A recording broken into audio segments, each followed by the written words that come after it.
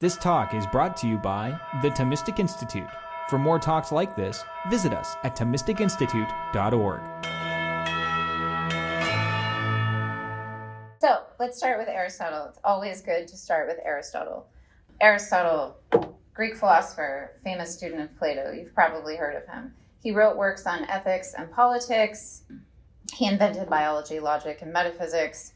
He has a really brilliant and very influential discussion of friendship in the 8th and 9th books of the Nicomachean Ethics. The Nicomachean Ethics consists of 10 books, so 2 whole books to friendship. So the first thing that I want to note is Aristotle talks about friendship more than he talks about any other thing in the Nicomachean Ethics. So it seems important. And the second thing that I want to mention is that if you look at contemporary scholarship or contemporary discussion of the Nicomachean Ethics, you will find almost nothing on friendship. So this is really interesting to me. It's the thing that Aristotle talks about the most, and it's the thing that contemporary philosophers discuss the least, even when they're analyzing the Nicomachean Ethics. It's like books 8 and 9, I don't really know what was going on there. It's almost as if we're vaguely embarrassed or perplexed that Aristotle wasted so much time on this sub-philosophical topic. So friendship, right, the love that exists between friends, has been marginalized within contemporary ethical thought. And so there's a question about why that is. And I think, my hypothesis is, but it's something that I hope that we get to talk about. My hypothesis is that the neglect of friendship isn't a reflection of some deep, important analysis of it as sub-philosophical or not interesting, but really just a reflection of our culture, right? Philosophers don't think in a vacuum, they think in a culture. And I think we live in a culture in which friendship is somewhat marginalized and not really taken seriously. So that it's worth thinking about why that's the case and whether or not that should be the case. But at any rate, for our friend Aristotle, or my friend Aristotle, friendship is central both to ethics and politics. Okay? So that's really important. It's central both to ethics and to politics. And I want to talk about why this is the case for Aristotle. And then I want us to raise the question of whether or not this should be the case. Like, should friendship be central to the moral and political life?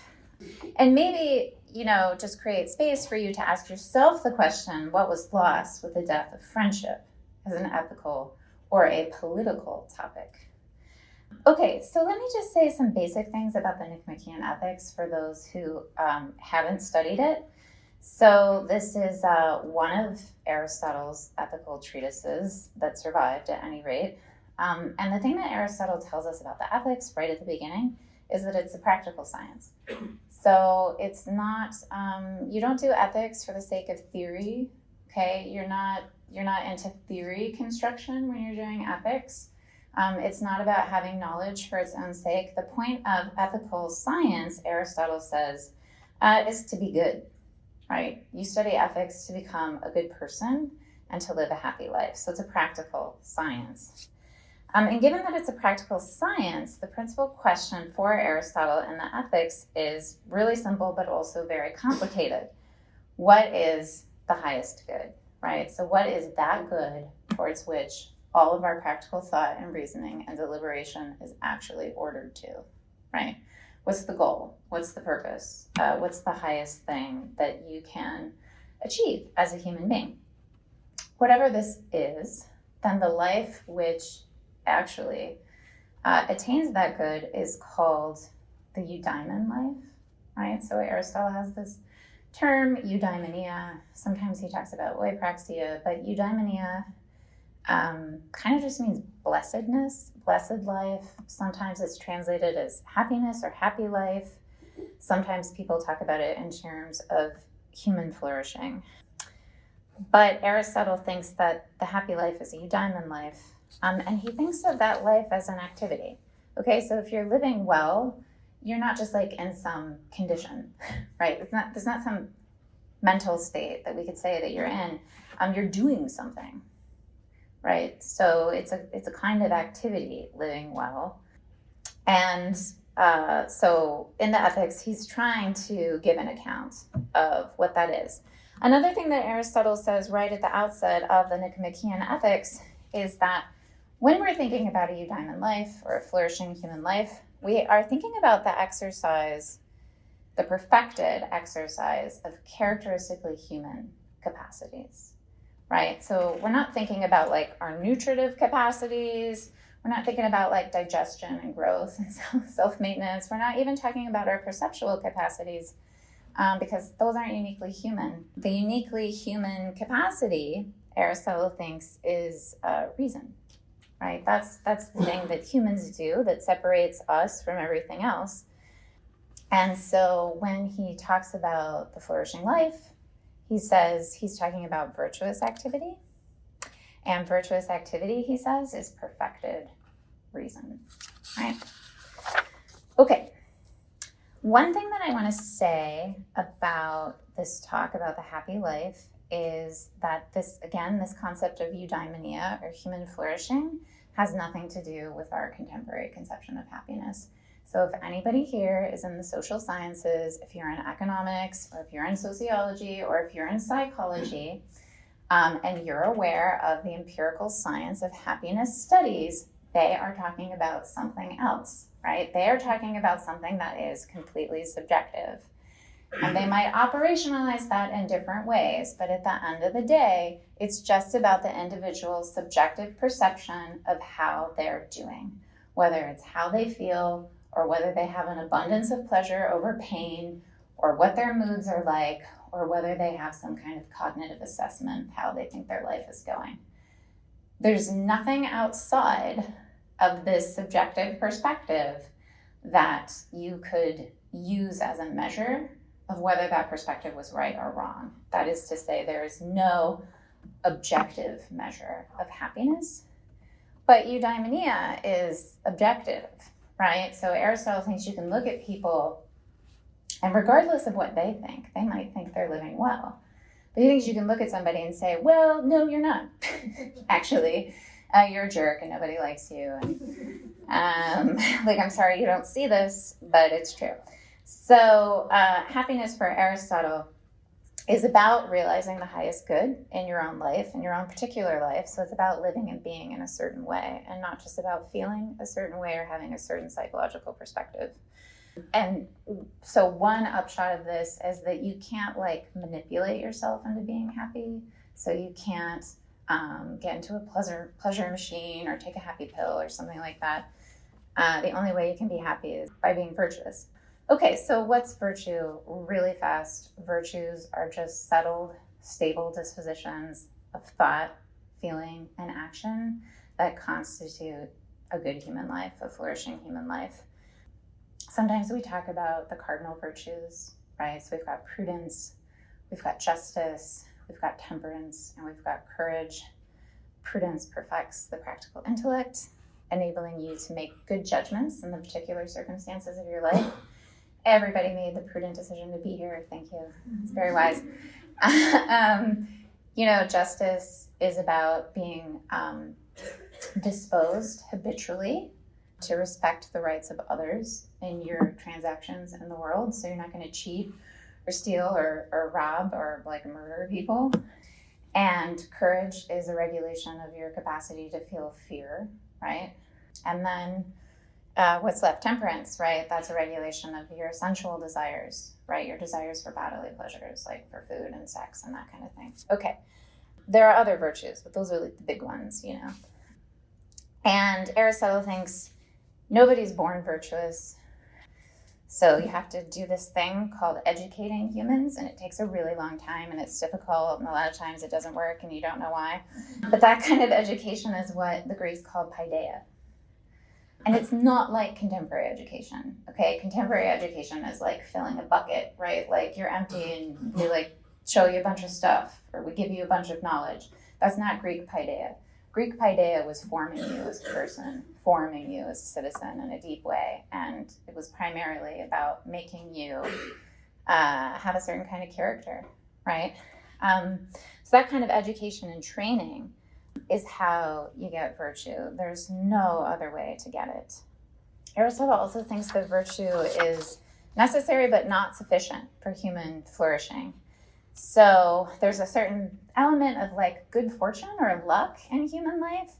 So Aristotle recognizes that you might not be born in Athens. You might actually be born in a terrible society where all the laws are bad, and that stinks because you're never going to be virtuous.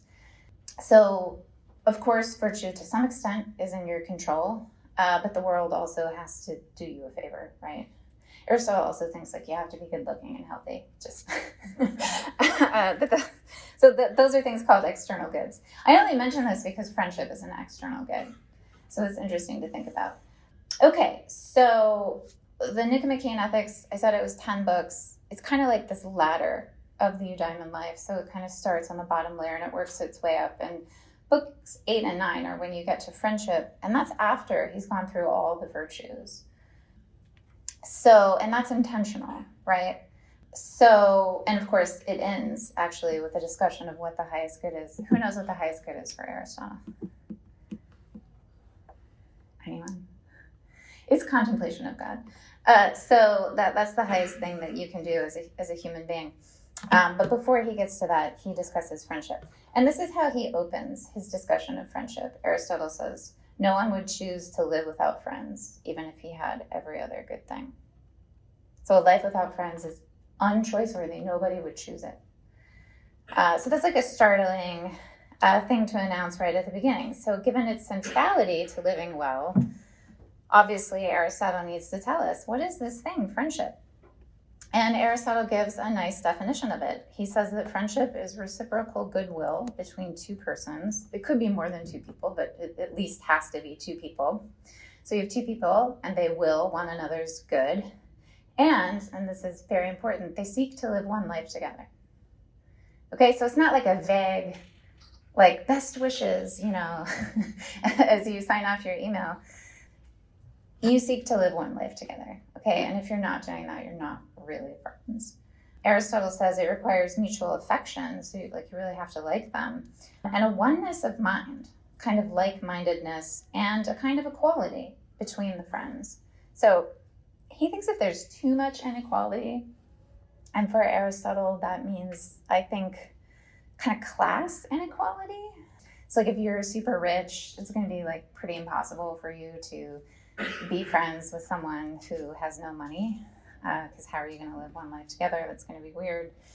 But I think he's also thinking in terms of equality of this kind of like-mindedness, right? You have to have interests in common, right? You have to have common bonds.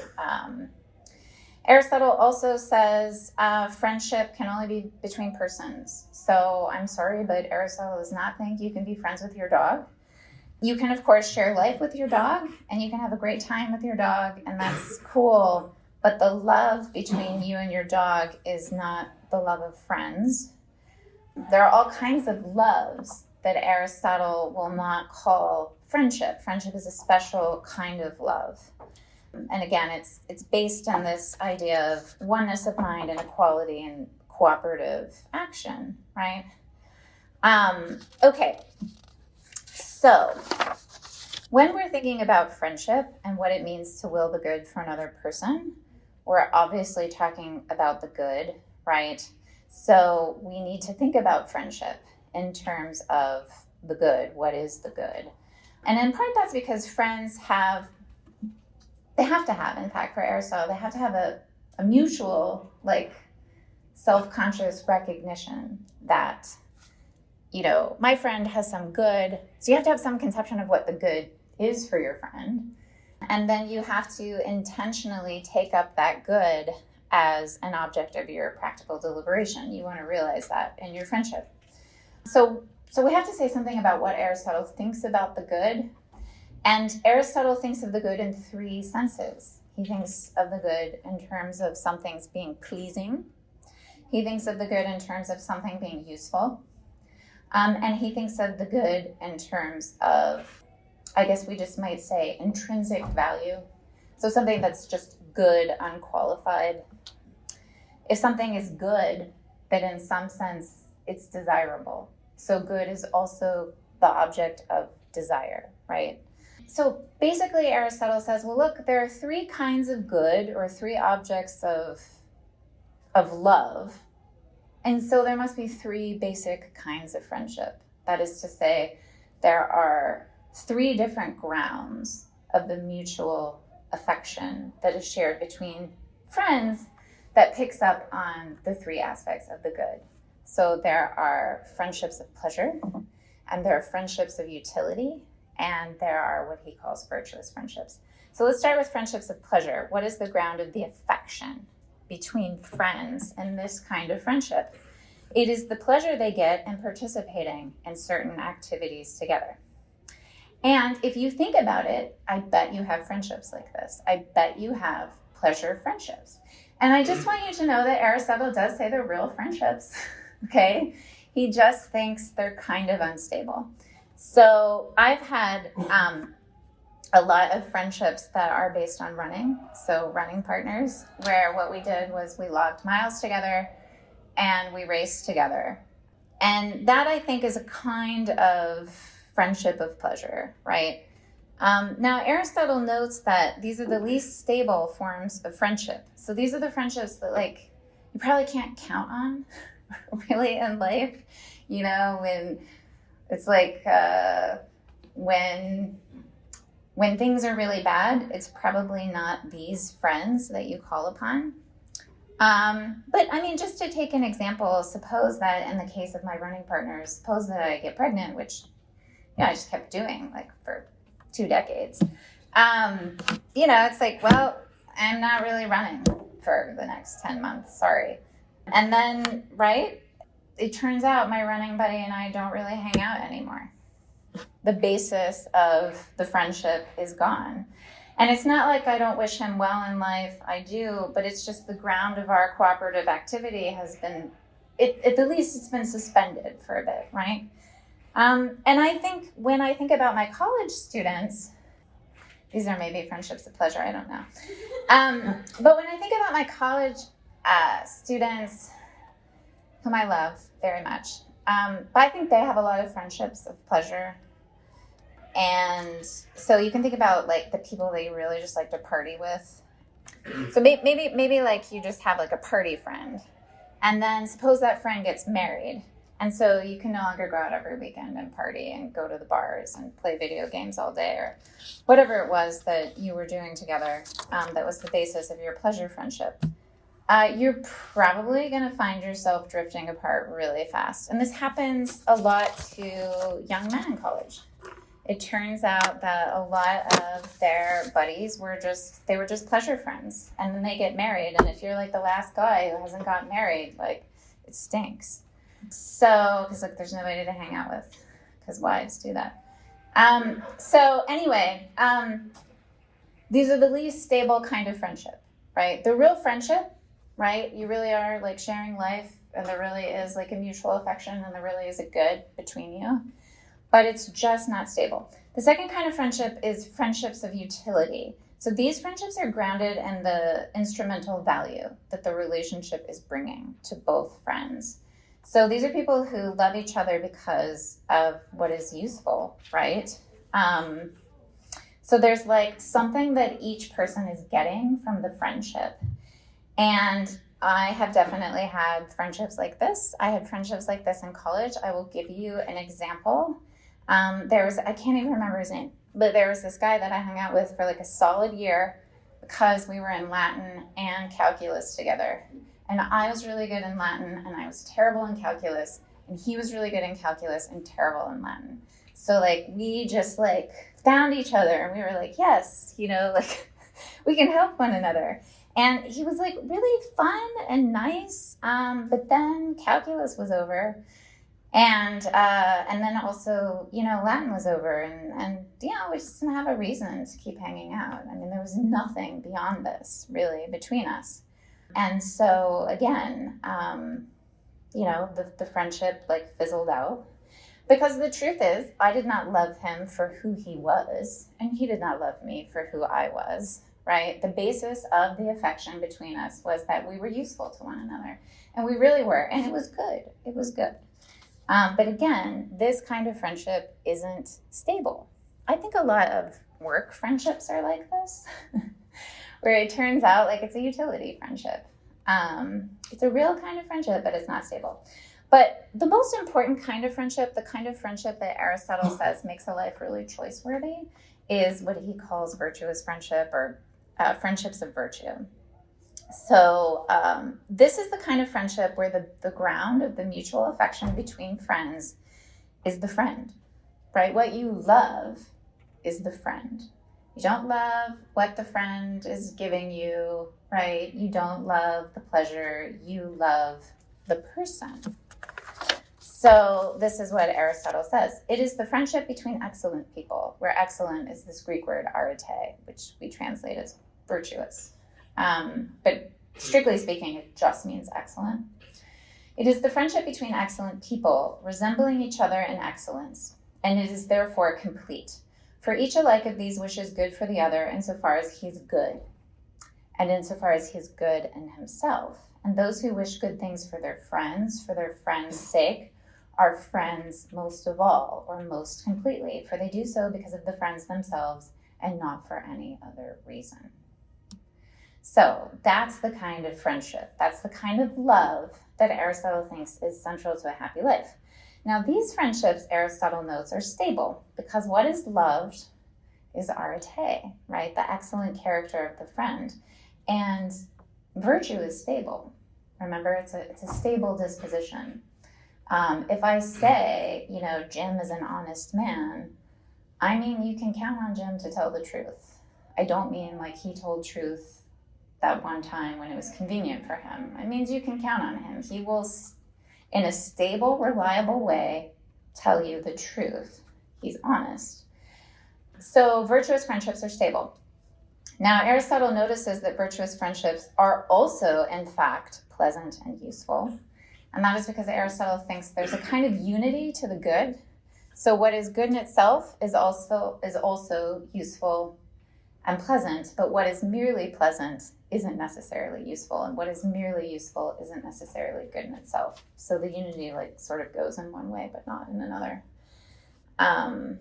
Okay, so now I want to talk a little bit about Cicero. Cicero was a Roman statesman and philosopher, and he wrote this really great dialogue on friendship, and he's talking about a friend of his who had recently died. So this is Cicero talking about his friend. And what Cicero is discussing is the reason why they were drawn to each other. And he remarks upon the fact that they weren't drawn to each other out of need. It wasn't like they needed each other for something. They were drawn out of admiration for one another. So this is Cicero. Although many and great utilities resulted from our friendship, the cause of our mutual love did not proceed from the hope of what it might bring.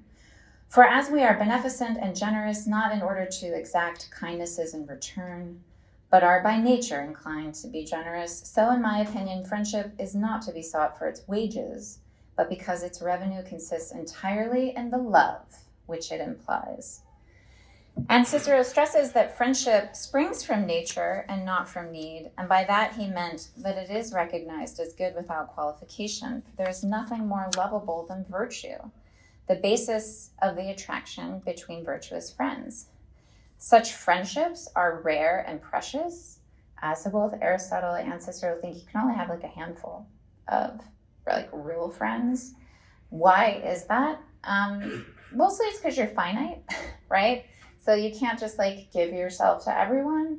And virtuous friendships require time and attention and trust. Such friendships are the occasion for growth and virtue and also the exercise of virtue. So this is Cicero again. He says, virtue both forms and preserves friendships. In it is mutual agreement, in it is stability, in it is consistency of conduct and character. When it has put itself forth and shown its light and has seen and recognized the same light in another, it draws near to that light and receives in return what the other has to give. So for both Cicero and for Aristotle, virtue is necessary for the best kind of friendship because, this is really key, without virtue, we cannot really and truly will the good of the other person. because the virtues are what enable us to see what is truly good for the other person and also enable us to help our friends attain and preserve it. So think about it, like maybe you love your friend, but like your friend is being attacked in the media and like you're too scared to stick up for your friend, right? You don't have the courage to come out and defend your friend because you know that if you do that, you will get, all the Twitter trolls are going to come after you or whatever. And so your lack of courage, your lack of fortitude makes you a bad friend, right? You're not actually able to will the good of your friend without virtue. And of course, you could come up with 1,000 cases like that. Cicero also says, it is never an excuse for wrongdoing that you do it for a friend. A true friend will never want, let alone ask you to do anything that would spoil your character, since this is the basis of the admiration between friends, right? So I guess what I want to say at this point is that without virtue, this whole conception of friendship kind of falls apart. So if you don't think that virtues are constitutive of human flourishing, constitutive of the human good, then this whole conception of friendship is going nowhere for you. Okay, so the other thing that I want to say about friendship is that it's a common good. We don't really talk about common goods anymore, but I want to suggest that there are 3 features of a common good that make it common. 1, it's just common to human nature to want whatever the good is. 2, it's not competitive. Okay, so my pursuit of the good in no way detracts from your pursuit of it. A competitive good is like the milk in the store. If I go and buy 5 gallons of milk in the store, there's less milk in the store for everyone else. It's a finite resource. A common good is not like that. It's not competitive. And then finally, and this is probably the most important thing, it's never the sole possession of an individual.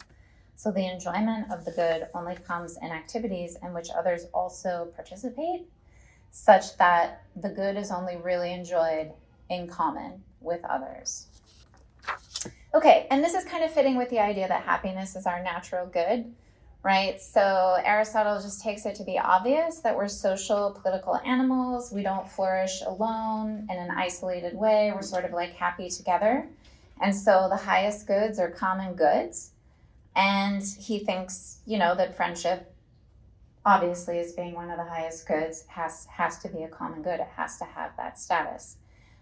Aristotle, unlike Plato, speaks of all loving relationships in terms of friendship, including parent-child relationships, spousal relationships, and this is really important. He thinks of the bonds between citizens in a polis, in a state, as friendship. So civic friendship is a real kind of friendship, and in fact, it's quite important for Aristotle. Aristotle is clear that the goal of political science is friendship, because without friendship, the city cannot flourish. The state, polis, like this is ancient Greece we're talking about. So friendship is not like necessarily this private thing. It has a public political character to it. Okay, now friendship is not always sunshine and flowers and blue skies. So Cicero dwells on the suffering that he thinks is internal to true friendship and of the necessity of being willing to bear one another's burdens. So he reminds us that the pain which must often be incurred on a friend's account is not sufficient to banish friendship from human life, any more than the cares and troubles with which the virtues bring with them would be reason for announcing them. So he reminds us that a well-ordered soul is pleased by what is good, but is also pained by what is bad. And of course, we will be pained when bad things happen to our friends. And in a general way, there's just no love without suffering, right? So an account of true friendship in the deep sense, right, cannot be reduced to just like feeling cheerful all the time. It's not like that with real meaningful friendship. Okay, so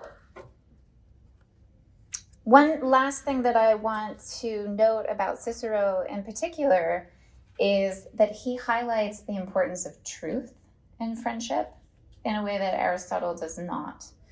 So Cicero says that truth is offensive if hatred, the bane of friendship, is born of it. But much more offensive is complacency. When its indulgence for wrongdoing, it suffers a friend to go headlong into ruin. The greatest blame rests on him who both spurns the truth when it is told to him and is driven by the complacency of friends to self-deception. Let flattery, the handmaid of the vices, be put far away as unworthy, not only of a friend, but of any man. So this is really interesting to me. I mean, Cicero is arguing that it belongs to friendship to admonish and to be admonished, not harshly, he says, but lovingly and patiently. And basically his point is, look, if you love your friend, you will tell him the truth. And you will trust him to do the same with you. You will not flatter. You will not let your friend be consoled by fantasy or illusion. Why not? Because you love him, right? And that is why friendship requires deep trust. You have to trust, right? That you can tell your friend when they've like kind of been hideous or terrible, or I don't know, when they look bad. And to do this, right, you have to trust that the friend knows why you're doing it, right? That the love between you is the ground of your doing this.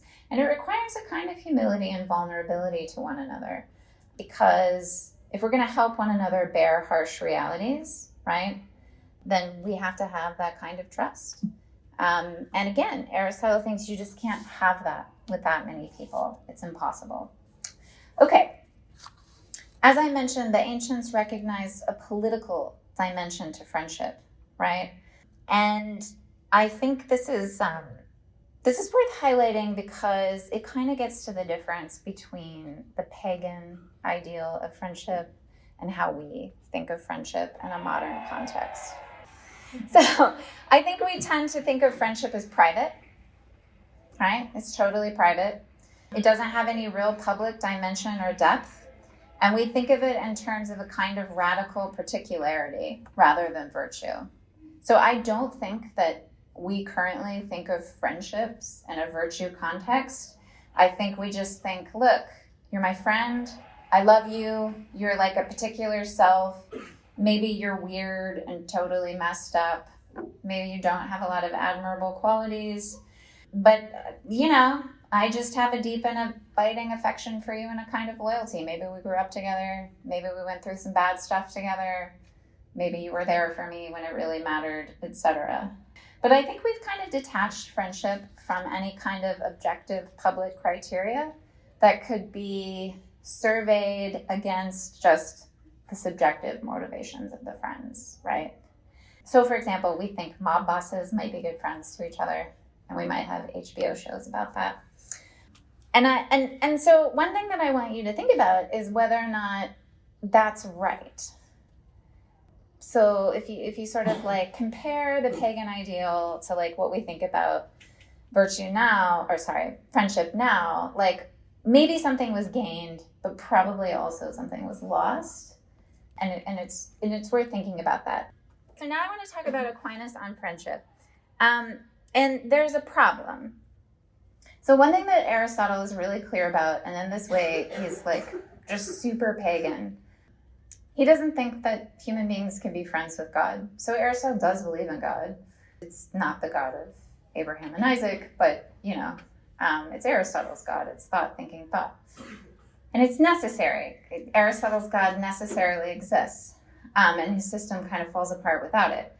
But he doesn't think that we can be friends with God. And he thinks it's really easy to see that we can't be friends with God because he said that the basis of friendship is equality. We are radically unequal to God, right? We don't necessarily exist. We die. There's just no basis there. And without the equality, there can be no likeness of mind, and there can be no shared activity. Like, what are you going to do with God?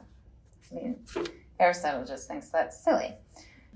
So the reason that I mention this is, Christianity holds that friendship with God is not only possible, but is actually like the goal of your life. Whereas Aristotle thought that just contemplation of God was the highest thing you could do. Christians also think that, but they think that it's a kind of, it has the quality of friendship. So what could that possibly mean? I am out of time to touch this in a very serious way, but I will give you some theological scaffolding for thinking about what Aquinas says about charity. Aquinas has a very rich and complicated discussion of charity, and I can only begin to touch it. But I will say this. Aquinas thinks that we have both a natural and a supernatural end. So that is to say, there is the happiness of this life, the goal of this life, and then there's the goal, right, that you're really going for, that everything in this life is ordered to, which is your perfect eternal happiness with God, right? And everything that you're doing here, if you're doing it well, is ultimately ordered to that or subordinate to that. Now, Aquinas also thinks that there's nothing you could do to merit eternal life with God, right? If God invites you to eternal life with him, that's just like a completely gratuitous gesture on his part. So the only way that you can attain your supernatural end is through God's grace, right? And so in addition to the cardinal virtues and all of the virtues subordinate to the cardinal virtues, Aquinas has this picture of theological virtues, faith, hope, and love. And these are not cultivated through paideia. These are a matter of God's grace, right? So faith as a perfection of the intellect and hope and charity as a perfection of the will are graces given to you by God. Now, it's very complicated how Aquinas thinks this works out, but that's the basic picture. And so Aquinas thinks that, basically it's within the context of his discussion of caritas or charity that Aquinas discusses friendship with God. And what he says in those questions in the Summa is that we can enter into a kind of higher society with God and with the saints, right? There can be a kind of society between human persons and with God, but only through the order of grace, right? That's the only way that this is possible. It is only through grace that we can be brought into or lifted up into the divine life. And Aquinas is very clear, right, in his discussion that God is the highest common good of all creation, right? But in a special way, human beings are called to happiness with God. And this is a life of friendship and the highest common good to which all of our practical thought and deliberation should be ordered to. So when he talks about charity as a theological virtue, he notes that it's not a virtue of man qua man, but man through the working of divine grace, allowing, right, God sort of through his gratuitous love, allows man to share in the divine nature, thus attaining a kind of equality with him. And it is in this essentially graced equality, not available to Aristotle. Aristotle has no conception of grace. That is the basis of a shared life together in common. And it is God's self-revelation to us through Christ that is the basis of oneness of mind and the truth between God and man. So actually, in reflecting on charity, Aquinas manages to hit all the notes of Aristotelian friendship. So he's able to do things with this pagan framework that the pagans didn't think it would be possible to do, because he has this conception of grace. Okay, so this is Aquinas on charity. He says, since there is a communication, a communicatio between man and God, inasmuch as God communicates his happiness to us, some kind of friendship must needs be based on this communication, of which it is written in 1 Corinthians 1:9, God is faithful by whom you are called onto the fellowship of his Son. The love which is based on this communication is charity, where it is evident that charity is the friendship of man for God. So God communicates his happiness to us by making us in his image, by giving us rational capacities, by giving us the natural law of reason, in the right use of which we participate in God's eternal law. Only rational creatures can attain the sort of communion with God that is the beatific vision. Only rational creatures. Aquinas' God, unlike Aristotle's God, is a creator, and he made man in his own image and likeness, and he made man for himself as a thing to be perfected in communion with him. God did not have to create. He didn't need us. All of creation is a gratuitous gesture of his love, a communication of his goodness, and that is the basis of friendship of man for God. Okay, that's it. Thank you for your attention.